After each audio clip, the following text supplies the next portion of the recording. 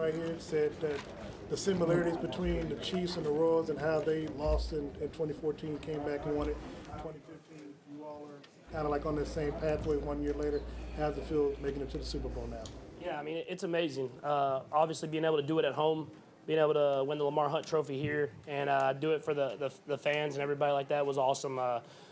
We fell short last year, and we learned from it, and we built every single day, and now we have the chance to go to Miami and get the ultimate goal, which is Super Bowl. What to say about the team in general?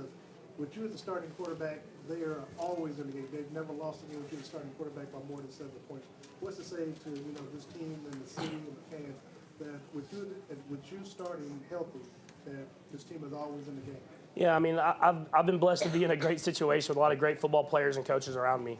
I think that's the biggest thing is from day one I've been accepted to go out there and be who I am. And my teammates, they've responded by being great every single day. And so for me, like I said, I've been put in a great situation, and I just try to maximize it every single day. What did you see on your touchdown run, the little 27-yarder? Yeah, they're playing a kind of a version of two-man or kind of 11 double, I guess you would say, where they were kind of doubling with Tyreek and the speed, and then Kelsey, obviously with the things he did last week. And so when them playing like that, the line kind of got them all put back in, the D linemen all kind of together in the line. So I broke it. Was thinking about just running out of bounds, and as I got to the sideline, I realized that I could cut up, and I was running down the sideline. And I knew we had 2 timeouts, so I was like, I might as well try to cut it back. And so I cut it back, and luckily was able to hang on to the ball and get in the end zone. Did he tell you he wanted you to slide? No, he didn't. I mean, I think that's the best thing about playing with Coach Reed, playing for Coach Reed, is that he lets you be who you are. He lets you go out there and really play the way that you want to play, as long as it's according to the guidelines of how to play the quarterback position. He lets you be who you are. Patrick, take us to the beginning of that drive. It's 1st and 10 on the 14. And you've got a long way to go to try to score.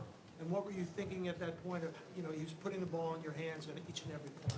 Yeah, I think, obviously any 2-minute situation, we always talk about start with the completion. So we wanted to get a completion, get the drive going. I thought Damian did a good job of getting upfield, but also getting out of bounds, kind of conserve time. And as we moved down the field, we realized that we had a chance that we wanted to take some shots in the end zone, and we luckily got to get in there. Adam, why was Sammy Watkins able to be such a big part of what you guys were doing today? Was it just the defensive attention on those other 2 guys you were talking about? Yeah, I think it was some of that, and it was some of him just making plays. I mean, you see that last touchdown he got. I mean, he won, and then got it up the field and scored a touchdown on a big play. And then there was other plays in the game where he was making big time catches, dragging his feet inbounds, catching the ball before he even turned around. It seemed like, and I think you see that if teams are going to put attention on other guys like Tyreek or Kelsey, that we have a guy in Sammy Watkins that can beat your corner every single day. Patrick, could you just talk about what it means to have guys in this organization like Coach Reed, Spags, T-Sizzle, who have Super Bowl experience, to take you onto the game's biggest stage, where obviously the stakes are higher and the distractions? Yeah, I think it's huge. It honestly is. Not only with as many different things you have to do during the week, as far as being at certain places and doing other things that you don't usually have to do, and then being in the game and knowing that there's going to be adjustments made, that the halftime show's twice as long, the little stuff like that's huge, because you got guys that have been there, know how to go about it, and know how to have success with it. Pat, when you came to Kansas City, you weren't even playing. You talked about not wanting stats and all this, you want to win games. Mm-hmm. Feel like that's what you've been doing at this point. How happy are you with that being part of your resume? You made it to the Super Bowl. It's not the stats and all that. Yeah, I mean, I think that I've always preached that ever since I left college. I mean, we played at Texas Tech. I put up a lot of stats, but we didn't win a lot of football games. And so I knew going into the NFL, I was going to do whatever it took to just win games. And I think this team, you can see that in every single player on this team, is we don't care if we win 10-7 or if we win 35-24. We're going to go out there and just find the way to win the football game, whatever it takes. What was it like playing in this weather and then almost 300 yards passing for you?